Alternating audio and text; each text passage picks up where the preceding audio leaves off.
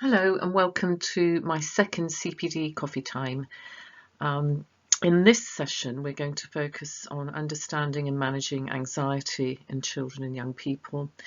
And I'm going to present you with a range of key tools and strategies that I've personally found effective for use with children who are displaying high levels of anxiety.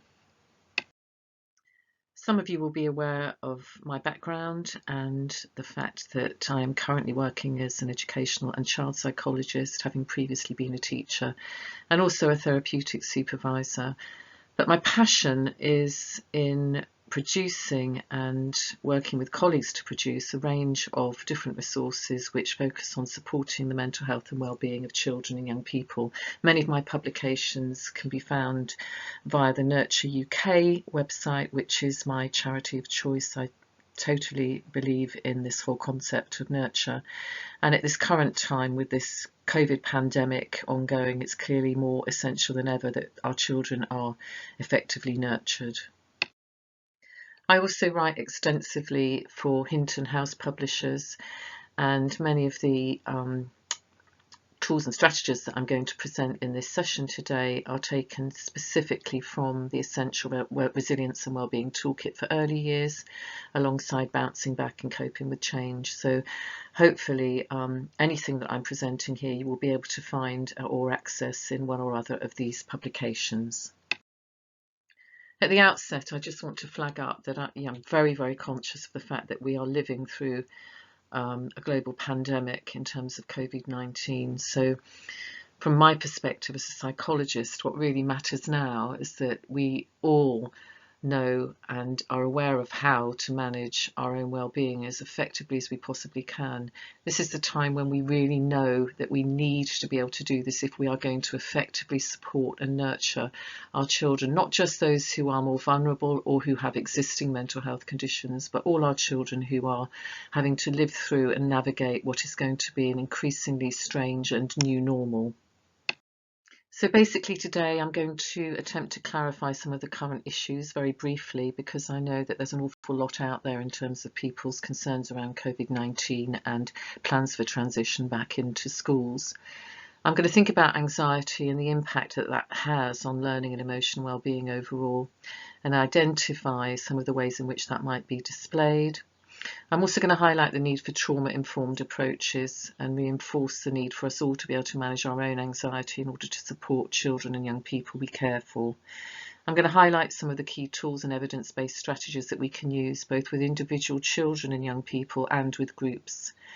I'm going to reinforce the need to engage therapeutically, as I did in the initial session of this series, which focused on cognitive behaviour therapy approaches.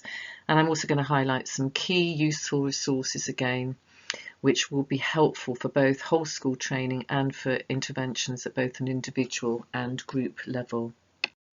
So the current context in which I'm recording this CPD session is clearly one of enormous stress for all of us, and the impact that COVID-19 is having and will continue to have way into the future is clearly evident, and it's becoming increasingly apparent that there's going to be an enormous need for additional support around mental health needs for both children and their adults and those who support and teach them in schools. The recent survey undertaken by Young Minds in March this year revealed that this pandemic is having a profound effect on those already with existing mental health conditions. There were 2,000 children that they surveyed, and 83% of them reported that they'd had increased levels of anxiety, problems sleeping, panic attacks, and more frequent urges to engage in self-harming behaviours.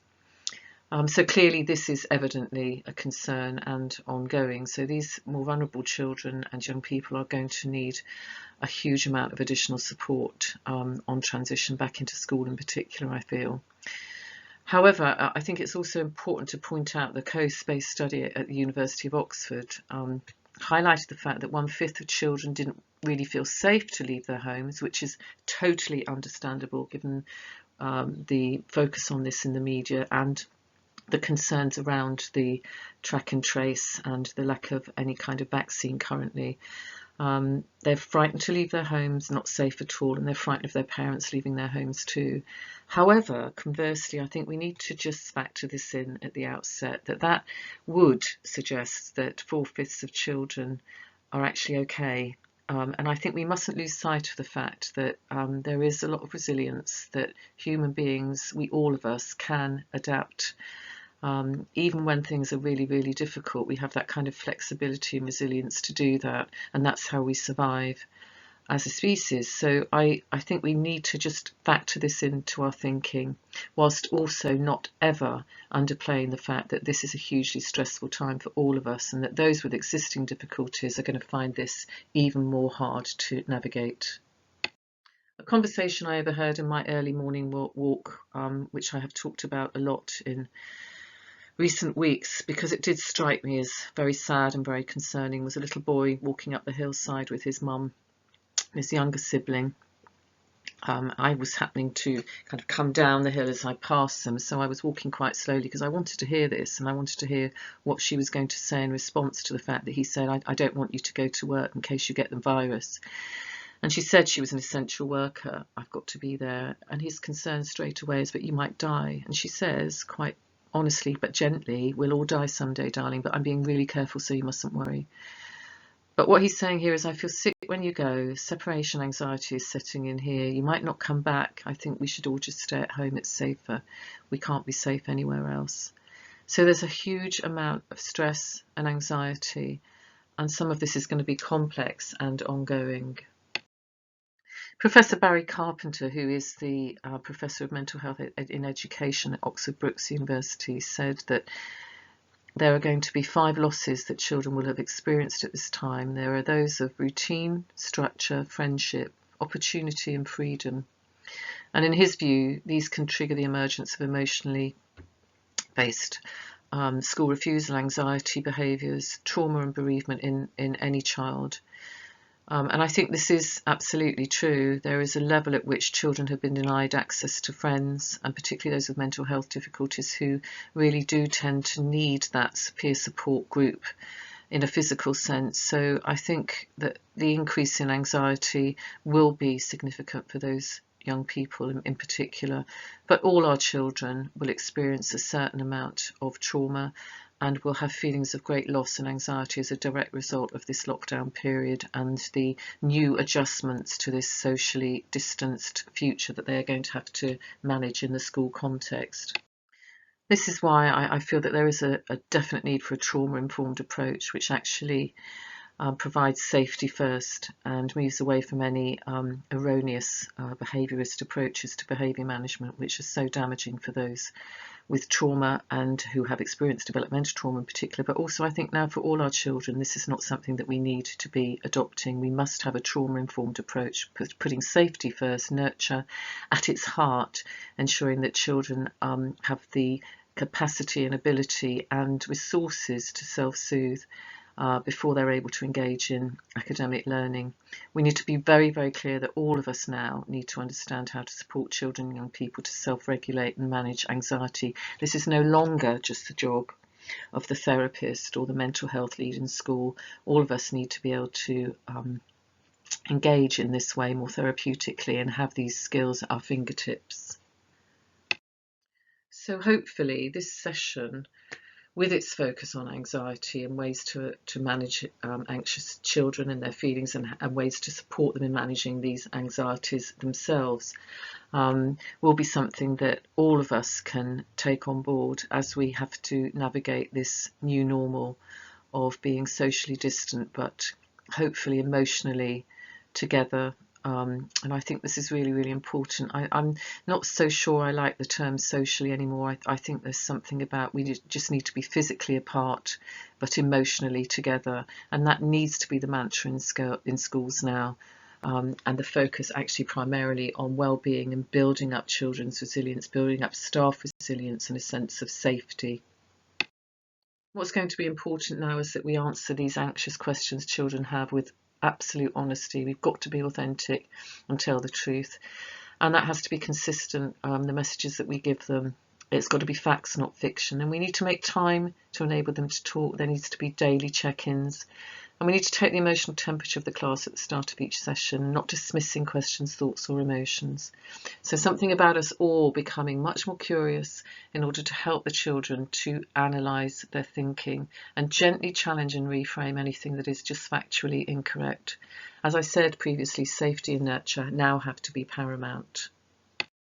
Understanding anxiety clearly is an essential now. We need to be very clear about this negative cycle and how it operates and works and affects children's ability to get back into school, to get back into the learning cycle. Those negative thoughts about school and the ability to cope that the children may have, avoiding that situation then because it's invoking the anxiety is what happens next as a result of those negative thoughts. And what that does is if you avoid something that you're anxious about, it clearly immediately gives you a little bit of relief from the anxiety because that reduces. But then that does then instigate another period of increased school avoidance. So it's a vicious cycle. And in terms of us actually understanding that, I think this is going to be really important at this current time. So we know what works basically is gradual exposure, and I'm going to be talking about the anxiety ladders and hierarchy that I use for children and young people later in this Coffee Time CPD session. What really works is that we do this gently, one step at a time, small baby steps. What we ultimately have to do when we're trying to engage with children who are anxious and get them back into school or back into learning, whatever it is, whether it's reintegration or whether it's just gradually coming back to a learning context that they've been out of for a long time, we have to be thinking very carefully about avoiding flooding for those who are really anxious too much too soon. What that does is it basically reinforces the school phobia and avoidance. Ultimately, resilience, in my view, is key. Alongside identifying and screening for risk factors, which all schools, I think, in my experience, are now so much better at than, say, 15, 20 years ago. It's also really important to build their areas of strength or resilience, both in the child, family and school. We need to do this so that we can give them that kind of bubble of protection and promote the school attendance. And we have to be clear about our narratives. We have to be clear and sensitive in the language that we use with children and young people. And it has to be a very clear message. We don't blame you. It's not your fault that you're anxious. It's not your fault that you're stressed. We want to hear about your experience and we want to hear about it on your terms. I think as adults, we need to continually ask ourselves when we're working with anxious children, when we're attempting to support them, do I personally contribute to a sense of safety with the words I use? Something that perhaps all of us need to reflect on more. So the do's and don'ts of a trauma-informed, compassionate classroom are well summarised in this little visual from Echo Parenting and Education. I love it. Trauma-informed, compassionate classrooms in which a safe space is created. The predictability is really, really important. So writing out a schedule, visual timetables, around transition so that the children feel safe and secure, particularly when routines are new and different. And as opposed to putting those routines in the form of don'ts do this, I think it's about do this. So it's not about don't stand next to someone, don't touch the book, don't do this. It's about this is what we do in this classroom now. And these are the rules for this classroom because they keep us safe. Sense of trust. So in that essence, it's about adults actually following through and doing what they say they're going to do, and offering choices so that we don't have this notion that we've got power with as opposed to power over strategies. And I think this is important when we move away from these old-fashioned and outdated behaviourist approaches. So I think that is vital. I would, however, just caveat that slightly with this notion that I believe that younger children in particular probably need more limited choices, so one or two choices is best, because otherwise it can become overwhelming and reinforce the anxiety if given too much choice. Staying regulated ourselves, and I think that's absolutely vital. We cannot support dysregulated or unregulated children if we are not regulated ourselves, so I think that's very, very, very important. And there's really only one don't on this echoing parenting education visual, which is basically don't punish young people for the behaviours that are trauma symptoms. So when we see children who get angry, who get upset, who withdraw or appear to be aggressive, or who appear not to be able to remember things or remember instructions or process information, we have to remember that this is not bad behaviour. This is anxiety. So it's really important that we understand it, that we understand anxiety, we understand how they experience it, children and young people, and what kind of triggers it, but also how they can cope more effectively. However, I'd caveat this again, they will only be able to cope more effectively if these skills, tools, strategies and behaviours are modelled by us, the significant adults who work with them. When I asked a young girl I worked with many years ago to describe her anxiety, she couldn't really do it in words, so I would use this normally with a much younger child, but this was a teenager. And she picked up the bricks that I put in front of her and put them into a wall and said, this is what it feels like. It's like a wall in front of me. It's right in my face. I can't get round it. I can't circumvent it. I can't go over the top. I can't go around the side. It's just there. And I don't feel as if I can get over it. And in essence, what she did was, when I asked her to show me what this would feel like if it wasn't so bad, if there was just one little bit of it that just felt slightly better, if she could just about manage to cope, she changed that construction into a set of stairs, basically. So she built a brick staircase and she said, this is it. And that made me really think as well, because it's about step by step. I can start to manage this if I do it bit by bit. I mustn't get flooded. And I think that's important. It just gives us that kind of visual about this, you know, that children can't just jump to the top of that, jump off again and think, I'm resilient, I can manage, I can cope. It doesn't work like that. However, we have to be careful that we support them effectively and we encourage them in the right nurturing way with those kind of curious, empathic questions, as opposed to anything that can sound remotely condemning of them. There's this notion of us actually helping them and supporting them to move from this learned helplessness, this state where you just perpetuate it because you will not take that little first baby step to help yourself or allow other people to help you. So you want to try and support children to move forward so that they can actually overcome some of this anxiety that they're experiencing. So anxiety is basically a fear. It's a strong feeling about a specific situation, event, person, situation. And it's also perhaps something that might go wrong, something, a fear or of a threat of something that might go wrong in the future. Very, very pertinent at this current time. It causes a great deal of fright, uncertainty, lack of autonomy. It can affect our ability to eat, sleep, concentrate, etc. And for some, it will prevent them from actually leaving the home. And it can last a long time or a short time, but it basically can really interfere with our enjoyment of everyday activities and our ability to live a fulfilling life. But we also need to remember that it's normal. It is, in essence, the basis of survival. It prepares our bodies to cope with danger, so it keeps us safe on one level. And in moderate amounts, it helps to improve our performance. So it's basically a natural performance-enhancing drug, adrenaline. But with too much of it, this is when the problems occur. What triggers it? Basically, we know usually it's something bad has happened to a child. There have been significant life events, bereavement, illness, separation, bullying. Could be a specific phobia, possibly genetic predisposition, how we're really made up, or our temperament. There are some people who are blessed with what I call the happy bunny temperament, who basically are very lucky to have a level of resilience. And I think there's been a lot of debate about nature nurture over many years, but I kind of go down the middle road on this. I think that it's a bit of a balance between the two. I've got friends who've got children who are very much more anxious, one of them than the other, and they kind of think, well, I don't get that. This has always been the case. We've not done anything differently. They've got the same parents, etc., etc. But actually, you know, some of us just find this harder, and some of us worry about things more. It's our personality, dare I say it. So I think we need to be very clear about that too.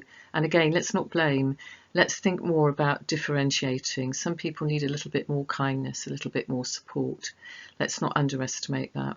And also, let's not underestimate the fact that at this current time, the uncertainty around COVID and the way in which we are now going to have to function in the social and learning context is going to, for all of us, increase our level of discomfort.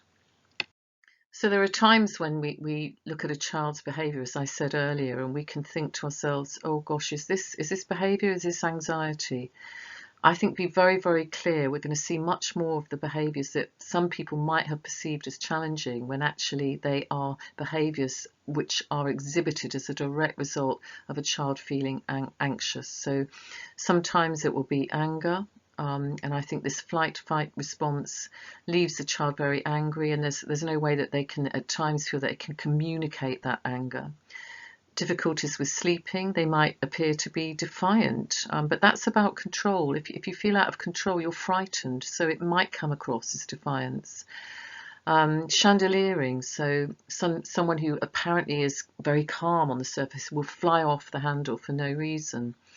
And I think sometimes that's about them having repressed and pushed down this anger and hurt and anxiety for so long. It just bursts out by, sometimes just as a result of a seemingly very innocent comment that someone else has made. The lack of focus, concentration, again, is a signal here, because traumatized children who are anxious, very often find it hard to concentrate, will find it hard to memorize, the working memory is impaired. So that's not bad behavior, that's a direct result again of the anxiety. And again, sometimes we're going to find children who will avoid certain situations. They don't want a repeat performance of that stress or anxiety, so they will choose to avoid it. They may feel much more negative on a much more regular basis and have regular NATs, negative automatic thoughts or thinking patterns on a regular basis. And they may also really, really overplan things, which can look as though they're being defiant because they're trying to control everything. That's all they're doing in that process. So it's important that we recognise these factors. The message of hope, basically, in my view, is that post-traumatic growth is possible. We know this from history. We also know this from the neuroscience. And we know that if children are given the right support and the right tools and strategies and the right nurturing, safe context, safe base, and secure relationships, that they can move forwards and learn how to manage these anxieties in a far better and more effective way. The schools that do this well, schools that can effectively support pupils' mental health and resilience, will have the right level of training support for all staff to build their capacity and their own resilience. This is going to be an issue at this time, I know, because teachers are stressed, senior management teams are certainly stressed in terms of trying to organise everything, and also there's stress within school budgets, it's enormous. So I think it's going to be harder to do it, but at the same time I think we have to prioritise this.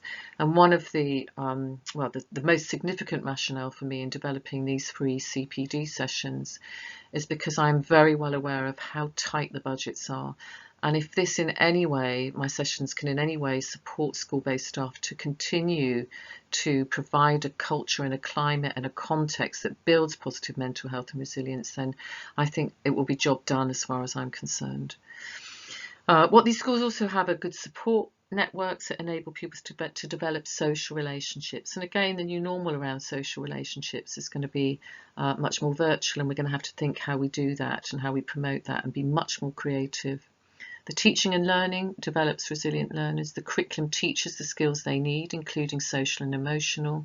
There is specific and targeted help for vulnerable pupils, and those are identified at the outset through partnership with parents and outside agencies, and key to that clearly is the role of the school's mental health lead. So if we're thinking about understanding dysregulation, the anxious, highly emotional child, then we've got to factor in this notion that a dysregulation in a child is not something that can be managed by us if we ourselves are dysregulated. So it's important to remember these 3 R's. We have to focus on regulation, regulate, focus on soothing the child and ensuring that they can feel calm, safe and loved. We need to ensure that there is a validation of their feelings, not a negation of them, recognising how they feel, using the right kind of empathic commentary, and that we reason once the child is calm and help to provide them with the capacity and the opportunity to problem solve. Children will not be able to feel that they can cope cognitively, that they can access the academic parts of the curriculum or interact socially in a responsive way unless they feel connected and comfortable. We have to do that. They cannot mentally have the ability to reason without the ability or the sense of being regulated. So just to reinforce that, basically, dysregulated adults cannot help or teach or nurture dysregulated children. It's a fact.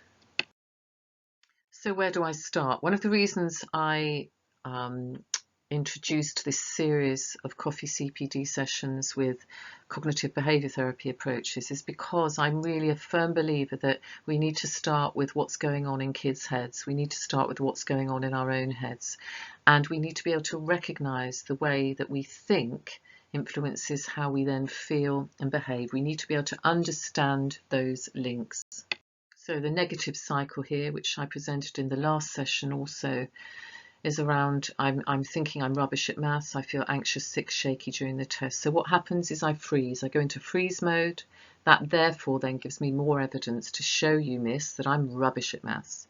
What we need to be able to do is to support children in engaging with challenging that initial negative thought and reframing it and cognitively in a way that is more helpful to them. Something that's ineffective being reframed as something that's effective and helpful.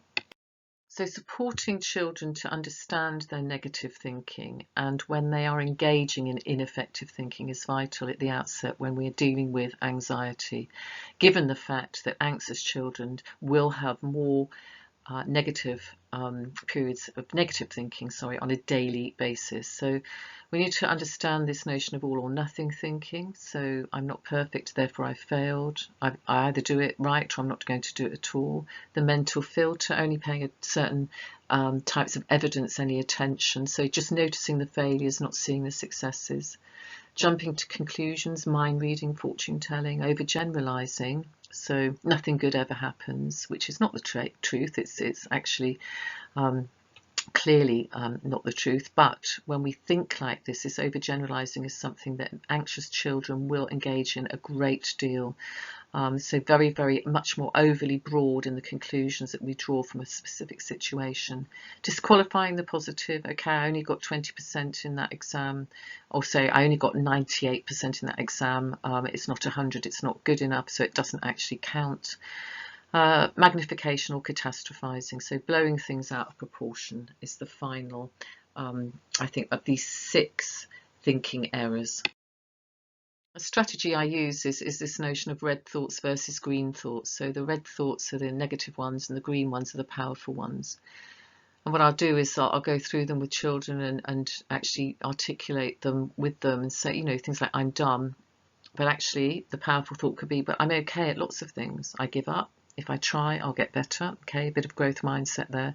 So basically it's just a visual way of presenting these and actually beginning to ask and request those children, request that they just begin to rethink a bit and analyse and check for the evidence, because it's not always the case that what we think is the truth. So I do a lot of thought challenges with the children, and again, this is from CBT approaches. So because sometimes it is difficult to change or reframe those negative red thoughts to positive green ones. So the orange thoughts or questions, the ones that can help us. So these are the orange ones that I would say are really useful. And this is about challenging the thinking. Is it really true? Am I exaggerating? Am I blowing it out of proportion? Am I catastrophizing? Is this actually helping me, this thought? Am I making things out to be worse than they are? What other explanations could there be? So alongside this focus on negative automatic thoughts, before we go into a range of different tools and strategies for self-soothing, I just want to reinforce the fact that we must make sure that we enable our children to get the right kind of sleep and engage in regular physical exercise or activity. Now, this might look very different, the activities in terms of exercise now, but clearly this is essential. This has to be factored in because children who are anxious probably will need more of this timetabled in their week than if they were not as anxious. And again, I can't emphasize this enough about the healthy balanced diet. And I know it's very difficult for some parents, and I know that children do have certain passions for specific foods, but this is really important, particularly in actually ensuring that there are not these spikes in the child's energy levels due to having too many caffeine products in their diet.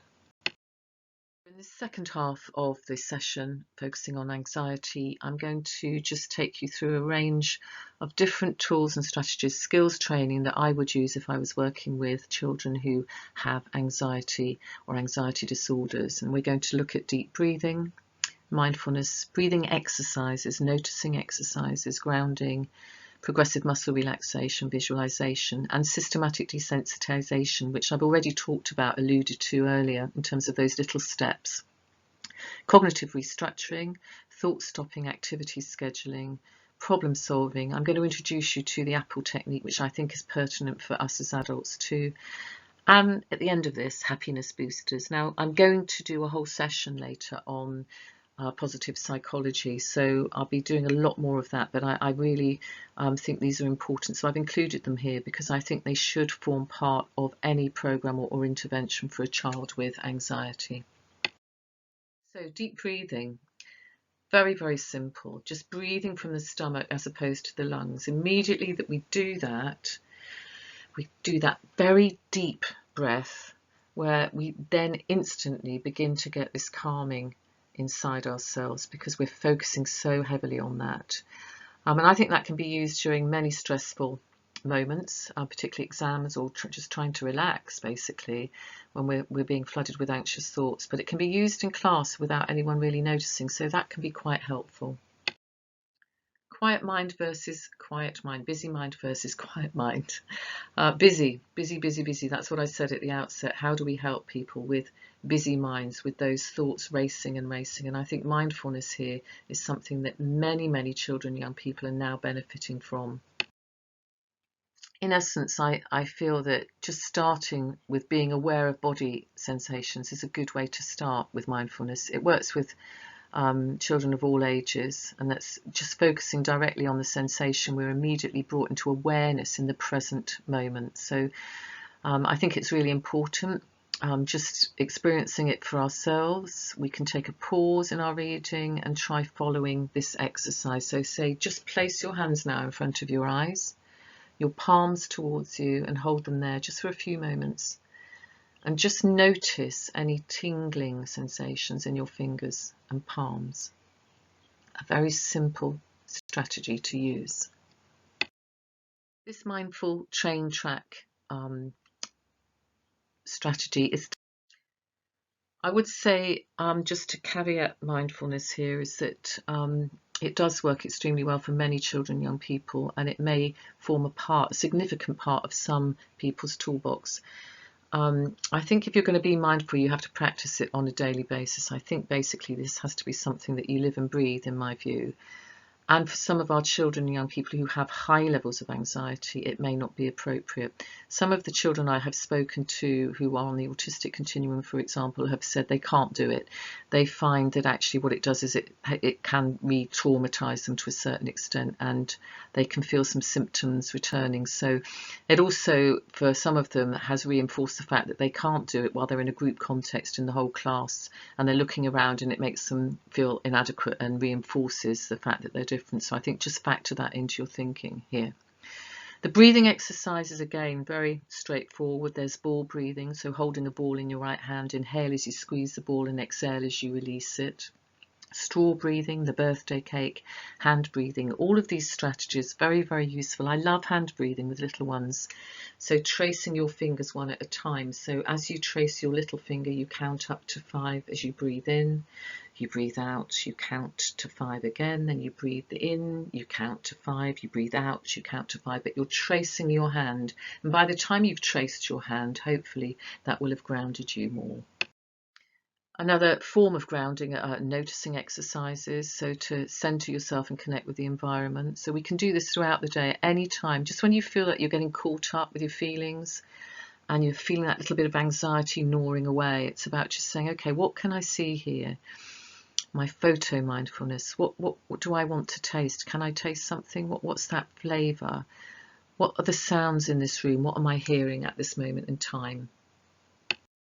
A simple grounding exercise here, so soles of the feet practice. So placing your feet firmly onto the ground and actually taking all your attention away from what's emotionally arousing you, that thinking, just placing it basically into what is an emotionally neutral part of your body.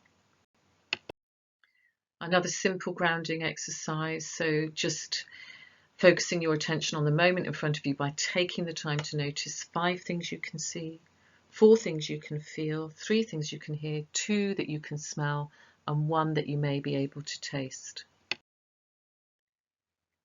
Progressive muscle relaxation is really, really helpful. Again, like mindfulness, I do suggest that children use this regularly on a daily basis. There are many, many good tapes, CDs and apps available on relaxation, so investigate them, have a look. Child Centre for Mental Health, I think, has some very, very useful resources on their website. And I do think it's important that these are age appropriate, but this is a very, very useful tool to learn and make use of. And here I'm presenting you with a progressive muscle relaxation whole body script. And when you're looking at this, I mean, it just takes over a minute, basically. You know, I think it's about a minute and a half to do this. So lovely thing to be able to do with children and young people. And you can do it as a whole class exercise. You can do it on your own. The child can actually practice this very, very easily on their own at home. Mental imagery and visualization is also a key tool and strategy that I use with anxious children. It can enhance other relaxation techniques, or you can use it on its own, whatever is fitting. And again, we need to ask the kids what is working for you. If it doesn't work, as mindfulness might not for someone with anxiety disorder or someone on the autistic continuum, I think we have to be very clear. You don't have to use it. We're presenting these to you so that you can choose the ones that work best for you and put those in your toolkit. Lovely thing to do with children and young people of all ages. And very often if a child finds it difficult to visualise, what we'll do is we'll draw out that lovely peaceful place so that they have a visual image to reflect upon. And again, the idea about how anxiety actually works and why it doesn't go away on its own is something to reinforce with children. And this is a lovely visual to help to do that, just showing them that, you know, that they got that fear about the dog, they're frightened of the dog, the dog might bite them, they feel that scared, horrible, uncomfortable feeling, they're frightened, so they avoid the dog, they avoid anyone who's got a dog, which means they miss out on playing with friends who've got dogs. But when the reinforcement happens is when they stay at home in order to avoid the dog. Okay, they feel safe, but of course they're still worrying, so they haven't actually got rid or managed to get rid of that fear. It doesn't happen on its own. So if you think back to the start here of this presentation, when I was talking about the girl and how she perceived her anxiety as a brick wall, this is what we're talking about here: systematic desensitization. It doesn't go away on its own. We have to plan for it. So what I tend to do is draw out an anxiety ladder, I sometimes call it, rather than systematic desensitization. So we'll basically, at the bottom of the ladder, write down the least anxiety provoking element of the situation or the fear or the thing that they're worried about. And at the top, what that fear is actually, and then step by step we'll write down what they could do at each step in order to be able to manage it more effectively. So it's a construction about an anxiety hierarchy in effect. And I find this to be one of the most helpful tools, because also what you're saying to a child or young person, look, it's okay. It's fine. You feel like this. We're validating this. We're recognizing it. We're not dismissing it. But it's step by step that you're going to be able to overcome it. We're not expecting you just to jump in and be able to cope. What we're saying to you is let's do it step by step, little bit by little bit. And at each stage of that whole process, what you do is you can also reward yourself. And again, cognitive restructuring. I obviously have talked about this in much more depth in the CBT session 1 of these Coffee CPD CPD sessions. And I would just emphasising here that this has to form part of the programme for the child with anxiety, because of course we've got to actually recognise that cycle of thinking, feeling and behaving, and understand that these thoughts need to be challenged, particularly when they are so ineffective and unhelpful. Okay, and what we're doing is we're changing ineffective thinking to effective thinking. What we're not doing is changing a negative to a positive. That's far too simplistic. So again, a key strategy is about testing your negative automatic thought. What's the evidence for it and the evidence against? We can write that down for the child on either side. But then when we actually ask the children, what would your best friend say about this thought? Then they will say, they begin to shift slightly cognitively. There's a cognitive shift that begins at this point, because they can then think, well, actually, my friend would say I was being a bit silly, really. They'd say that I shouldn't think that, because actually I did do that bit quite well in the piece of the project that we did together, etc. But what would you say to your best friend if he or she had this thought is the cognitive shift. That was where that takes place, because that's the point at which the child will be able to say, do you know, I tell my friend they shouldn't think this because da da da da da. And they will come out with a whole list of different things that they will be saying to their friend in order to actually help them to move on from that negative automatic thought and recognise that it's only a thought, it's not really the truth.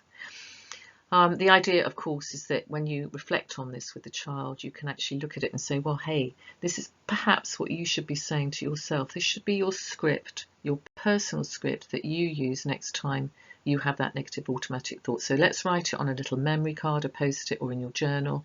When you're having this thought, go back and read that through to yourself. In fact, learn it off by heart, like an affirmation. Thought stopping is a way of replacing racing thoughts or disturbing thoughts with something neutral. So something positive and affirming, or relaxing location or something like that. So the thoughts can be stopped by practicing this abrupt interruption. No, stop. Shouting it. In my head, I can shout it, hopefully. But sometimes children may want to shout it out loud, particularly if they're on their own, not perhaps in a social context. I think that might be pretty difficult. But it's really about enabling them to then return to thinking only about the neutral situation and not these racing, disturbing thoughts that they're having. Activity scheduling is absolutely vital. Anyone who's anxious, whether they're a child or an adult, needs to have a little bit more education, I think, about the relationship between their involvement in activities that really improve their mood. So lovely, wonderful activities that make them feel happy, that help them to relax, and the improvement in mood that ensues from those activities. I think we're quite good at it, most adults. We kind of plan things in for the week. I might plan in some singing or choir practice or doing some art or watching TV, having a glass of wine, whatever it is that helps me to relax. I punctuate my week with lovely events, lovely things. I think we all do this or try to do it because we know it helps us. And those rituals are really, really important for us as human beings. Children who are anxious find this really difficult, so we need to help them with it. So I always have an activity schedule for the children, and every day there has to be 3 lovely things that they do that make them feel good, creative things, physical things, and they're timetabled in. And that way they're sure to engage in those, and of course then that increases their mood into a more positive one. And for some of the children I work with, I even schedule in what I call worry time. You know, sometimes we just need to sit down and have a wee worry, just like you need to sit down and have a cry. And in essence, what this does is it allows you to get that out of your system. I'm worried, I'm worried, I'm worried. But then what I'll do is I'll say to children, look, you've got this egg timer here, you've got 20 minutes, or you've got half an hour, you've got 10 minutes, or you've got 3 minutes, and you can worry. But then you stop worrying and you're going to go out and you're going to do something that is really something that gives you pleasure and joy and helps you relax. So I think it's important to factor that in for some of our anxious children. Problem solving, again, very, very helpful for children and young people, and I am absolutely passionate that we give them frameworks for this. Sometimes a problem can seem so overwhelming, but if we sit down and we actually brainstorm a range of different solutions that are possible, we pick one, we try it out, we evaluate it. If it doesn't work, then we tweak it, we try it again. Just having that framework to do that can be really, really helpful, because otherwise, if you're anxious, you just get overwhelmed by it. The Apple technique, just to flag this up for you: acknowledge, pause, pull back, let go, explore. I love this, and I find this really helpful on a personal level, and it is a combination of mindfulness and also just helping ourselves to just pull back from something that's going on in our heads that is really totally unhelpful to us. So, acknowledge, notice and acknowledge the uncertainty or the fear or the problem as it comes to mind, but don't react, pause, don't react as you normally would. In fact, don't react at all. You just pause and breathe. Then you pull back and you say to yourself, this is just the worry talking. This apparent need for certainty, and certainly we've not got certainty at the moment, but it's not helpful, and actually it's not always necessary. It's only a thought or a feeling. Don't believe in everything you think. And I think this is vital. Thoughts are not statements or facts, okay? And very often they're not the truth.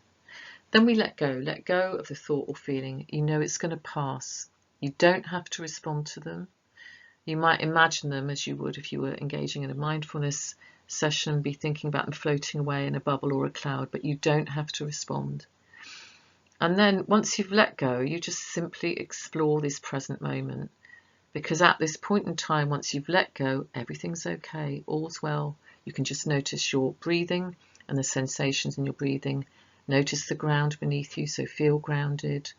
And then look around at what you see, hear and touch and smell. Again, grounding right now in that particular moment. And then you can shift your focus of attention to something else, on what you need to do, on what you were doing before you noticed the worry or the negative thought, or to do something else. So again, this is mindfulness, I suppose, for me in a nutshell. I use this strategy a great deal, and we can teach some of our children, young people, to do likewise. So happiness boosters as well. And this, again, this is positive psychology. So I'm not going to go into too much detail with these because I know that basically I will be referring to all of them again in the positive psychology Coffee Time CPD. So just to flag up, journaling, very, very important, because within writing that diary or journal on a daily basis, you can express gratitude, you can write gratitude letters, you can say, these are 3 things I'm grateful for today.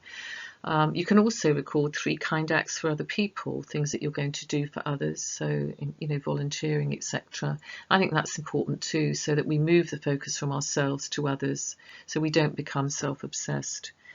Forgiveness helps us to feel happier, as does engaging in rituals that reaffirm our relationships, and those need to be positive. We need to try our hardest not to engage with people who are negative and actually make us feel down. And although I said initially in the presentation on CBT, we can choose not to feel that way. For young children who are anxious, this is harder.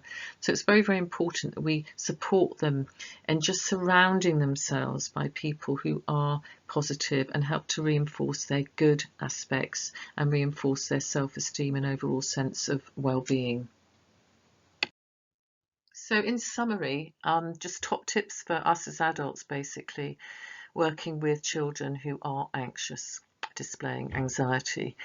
We need to support them to challenge underlying beliefs and thoughts. So again, this thought testing, helping them to find the evidence against those underlying beliefs and thoughts.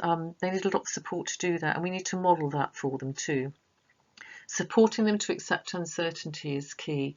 We can't control everything. Sometimes we just have to let things go. And we need to role model this. We need to show them in our own behaviours, in our own ability to self-soothe and maintain our regulated systems, nervous systems, that we can do this, and we can show them and support them also in the whole process. We also need to have patience and not misinterpret those anxiety-based behaviours as being something wrong or bad. We need to be very careful that we show empathy and patience in the whole process of supporting them. And balancing reassurance with new ideas is also helpful. We listen and understand them and then explore with them what they could do to manage their fears. I think as well, showing them simple relaxation techniques, and I've shown you a lot today in this session. I know it's quite a lot to take in. Some of them you'll be very familiar with, but I think it's important. Progressive muscle relaxation, meditation, mindfulness. Also lots of physical exercise and moderating that consumption of caffeine, high sugar products, because they do get spikes, and once they've kind of fallen down from that physiologically, they'll feel much more drained and less able to cope with the negative feelings that they get.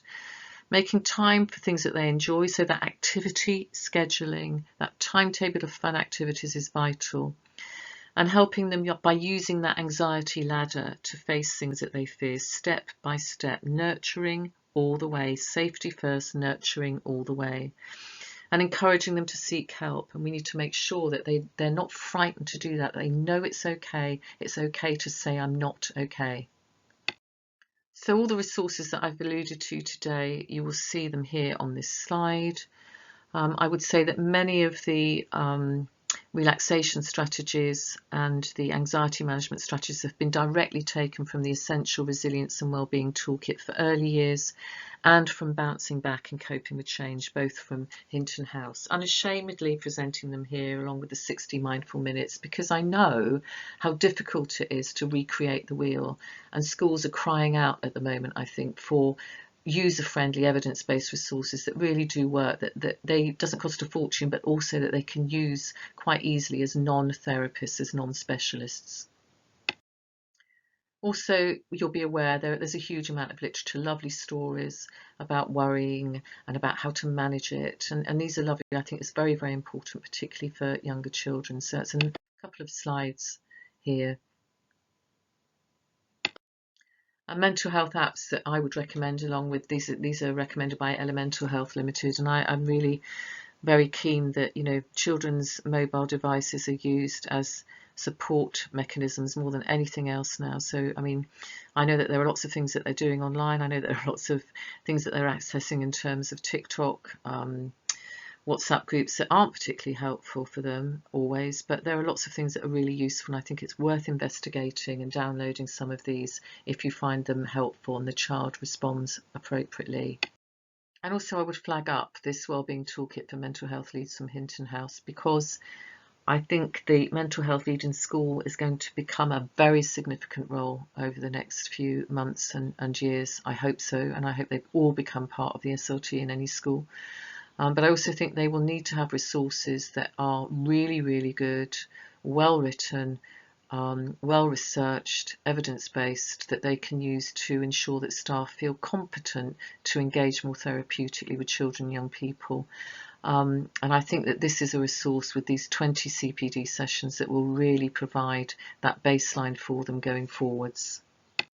So finally, thank you very much for listening to this presentation. I hope it's been helpful, and I hope that you'll be able to think about how you can further support the children and young people you care for, you nurture, you teach, you parent, in order to develop their ability to manage anxiety in a more focused, cohesive way, and in a way that enables them to engage more with both learning and with the social aspects of school, which may be different in the future, but I think it's really, really important that they feel okay for most of the time in order to be able to do this.